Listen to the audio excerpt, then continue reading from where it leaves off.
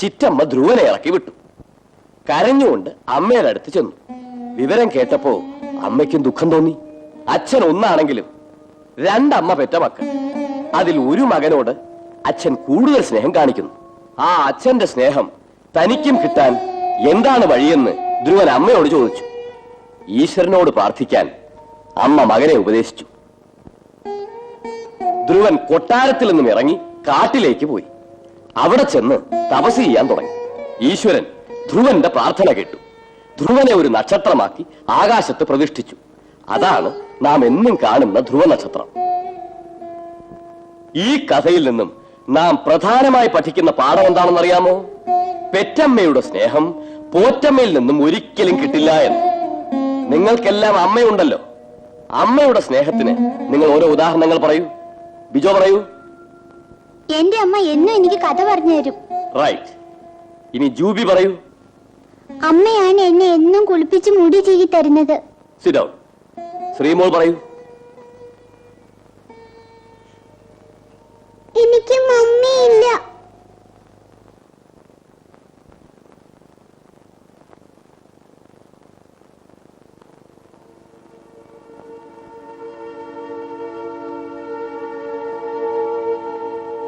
പെറ്റമ്മയുടെ സ്നേഹം പോറ്റമ്മയിൽ നിന്നും ഒരിക്കലും കിട്ടില്ല എന്ന്.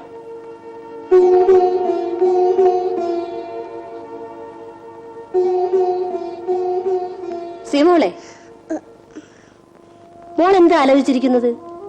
ഡാഡി മമ്മി എന്താ ഇതുവരെ വരാത്തത്? അവര് കുഞ്ഞോടെ ഡോക്ടറെ കാണിക്കാൻ കൊണ്ടുവരികയല്ലേ. ഇപ്പൊ വരും. മോളിന്ന് പഠിക്ക്.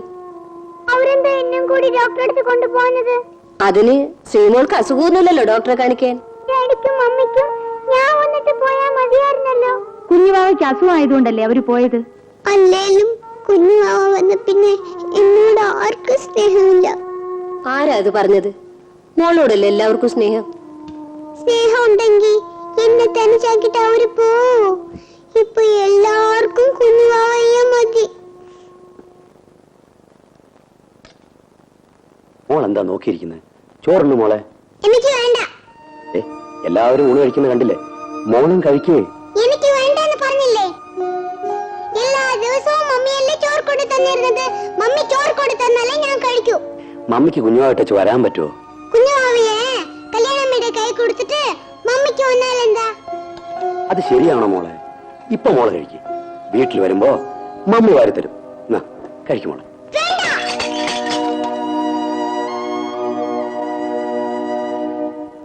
എന്റെ പൊന്നു മോളല്ലേ, ഇത് കുടിക്ക്. ഉച്ചക്കേ മോള് ഊണ് കഴിച്ചില്ലെന്ന് മത്തായി പറഞ്ഞു.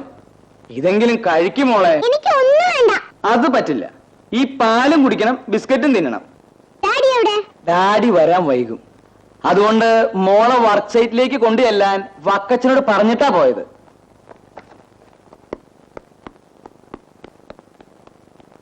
ശരി, ഓക്കെ. ചെക്ക നാളെ തന്നെ അയച്ചേക്കാം. Okay okay. കുഞ്ഞവിടെ? കല്യാണിയമ്മയുടെ കയ്യിലിരിക്കുന്നു. പിന്നെ ശ്രീമോൾ ഇന്നൊന്നും കഴിച്ചിട്ടില്ല. അതെന്താ? ഉച്ചയ്ക്ക് മത്തായച്ചൻ ചോറ് കൊണ്ടുപോയി കൊടുത്തിട്ടുണ്ടില്ല. വൈകിട്ട് പാലും കുടിച്ചില്ലെന്ന് വക്കച്ചൻ പറഞ്ഞു. ഇപ്പൊ ഊണ് കഴിക്കാൻ ഞാൻ ചെന്ന് വിളിച്ചപ്പോ പിണങ്ങിയിരിക്കുക. എന്താ കാര്യം? ഡാഡി തന്നെ ചോദിക്ക്.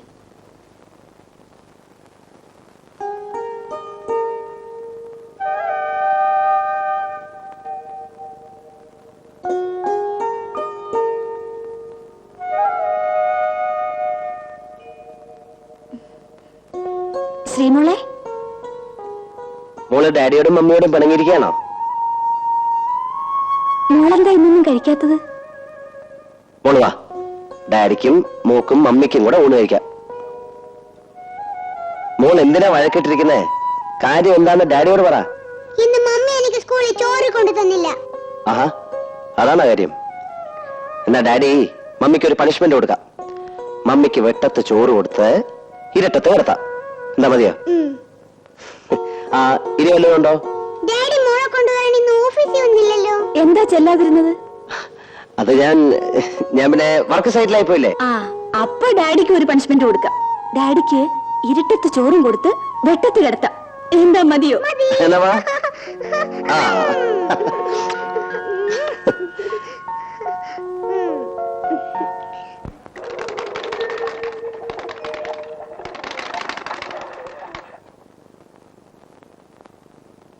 കല്യാണമ്മേ, കല്യാണമ്മേ, എന്താ സാറേ? ശ്രീമോൾ അപ്പുറത്തുണ്ടോ? ഇങ്ങോട്ട് വന്നില്ല. എന്നാ കുഞ്ഞിന്റെ അടുത്ത് കാണും. അവിടെ ഇല്ലല്ലോ. പിന്നെ അവൾ എവിടെ പോയി? ശ്രീമോളെ, കുഞ്ഞി ഇങ്ങോട്ട് വന്ന ശീലേ? ഇവിടെ വന്നില്ല. ഇന്നലെ അവൻ നമ്മുടെ കൂടെ കിടന്നല്ലേ ഉറങ്ങിയത്.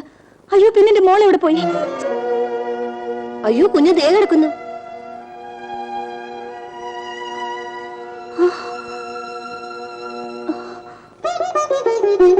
മോൾ എപ്പോഴാ ഇവിടെ വന്ന് കിടന്നത്? രാത്രിയില്. എന്തിനാ കട്ടിലടി കയറി കിടന്നത്? എനിക്ക് മമ്മിയുടെ അടുത്ത് കിടക്കണമെന്ന് തോന്നി. കുഞ്ഞുവാവ ഉള്ളത് കൊണ്ട് കട്ടില് കയറി കിടന്ന ഡാഡി വഴക്ക് പറയില്ലേ, അതുകൊണ്ട് മമ്മി ഉറങ്ങിയപ്പോ ഞാൻ കട്ടിലിന്റെ അടി കയറി കിടന്നു.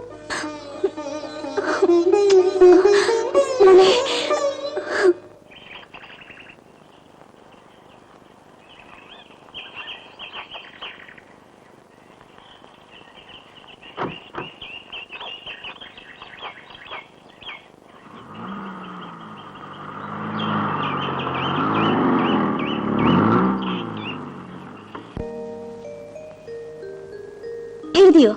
എഴുതി. അടുത്ത ചോദ്യം എന്താ? Why do you like your father and mother? എന്തുകൊണ്ടാ ഫാദറിനെയും മദറിനെയും ഇഷ്ടപ്പെടുന്നത്? സ്നേഹമുള്ളത് കൊണ്ട്. കറക്റ്റ്. എഴുതിക്കോ. I like my father and mother because they love me very much. മോളെ വാ, വെള്ളം ചൂടായി കുളിക്കാം. എന്നെ മമ്മി കുളിപ്പിച്ചാ മതി. മമ്മിയുടെ ഈ കുഞ്ഞുവാവ ഇരിക്കുന്നുണ്ടല്ലേ? എന്നെ മമ്മി കുളിപ്പിച്ചാ മതി എന്ന് പറഞ്ഞില്ലേ? എന്തിനാ മോളെ വാശി പിടിക്കുന്നേ? മമ്മി കുഞ്ഞിന് പാല് കൊടുക്കല്ലേ? മമ്മി എന്നെ ഒന്ന് കുളിപ്പിച്ചിട്ട് എത്ര ദിവസമായി?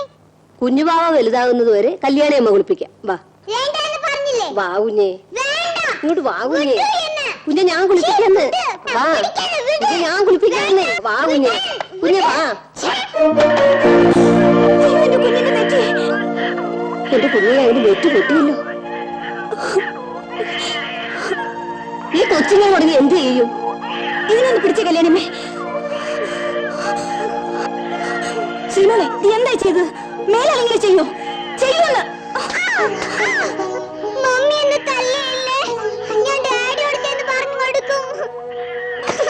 ശ്രീമോളെ, മോളെ, ശ്രീമോളെ, ശ്രീമോളെ, പോകരുത്. മോളെ, ശ്രീമോളെ, മോളെ, പോകരുത്.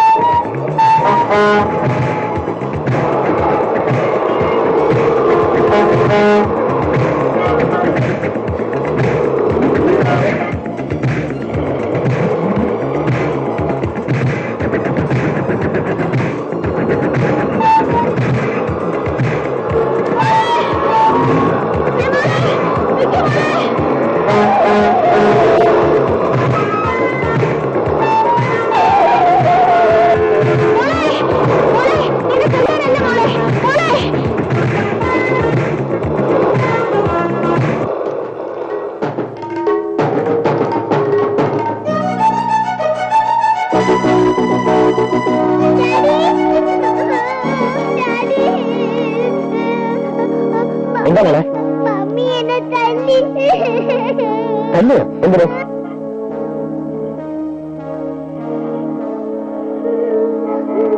എന്താ? എന്തുണ്ടായി? കല്യാണിയമ്മ കുളിക്കാൻ വിളിച്ചപ്പോ അവള് ചെന്നില്ല. നിർബന്ധിച്ച് വിളിച്ചപ്പോ അവളെ കയ്യിലിരുന്ന സ്ലേറ്റ് വലിച്ചെറിഞ്ഞു. സ്ലേറ്റ് കുഞ്ഞിന്റെ തലയെ കൊണ്ടു. തല പൊട്ടി. എന്നിട്ട് ഞാൻ സ്കെയിൽ വെച്ച് 2 അടി കൊടുത്തു. അതിനവൾ ഡാഡിയോട് പറയുമെന്ന് പറഞ്ഞു ഓടിപ്പോന്നതാ. ആഹാ, നിനക്ക് അടി വെള്ളത്തിന്റെ കുറവാ. അയ്യോ, ഡാഡി. അയ്യോ, അവളെ തല്ലല്ലേ. അവള് പേടിച്ചോടി പോന്നതാ. ഇനി അവളെ പേടിപ്പിക്കല്ലേ മോളെ. മോളെ,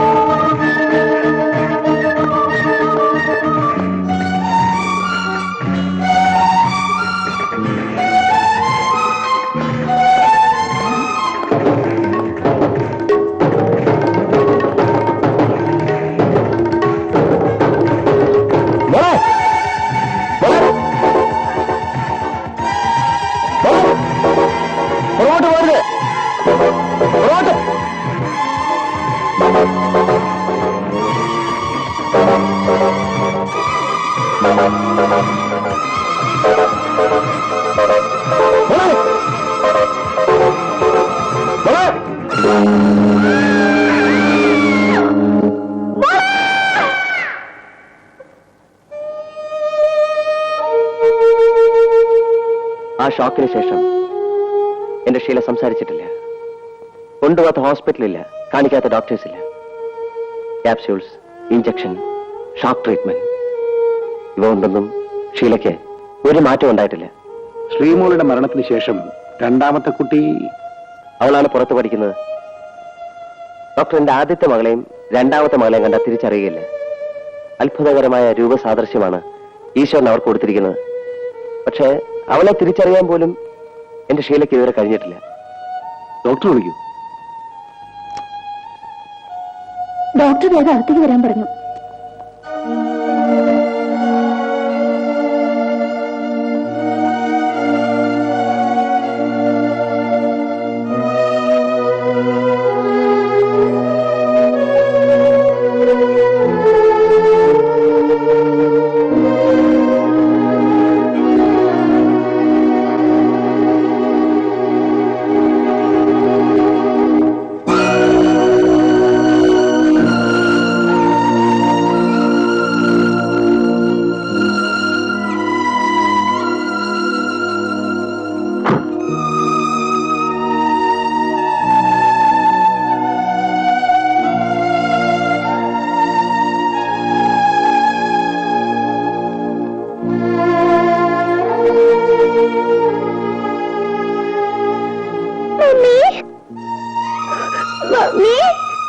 Mommy?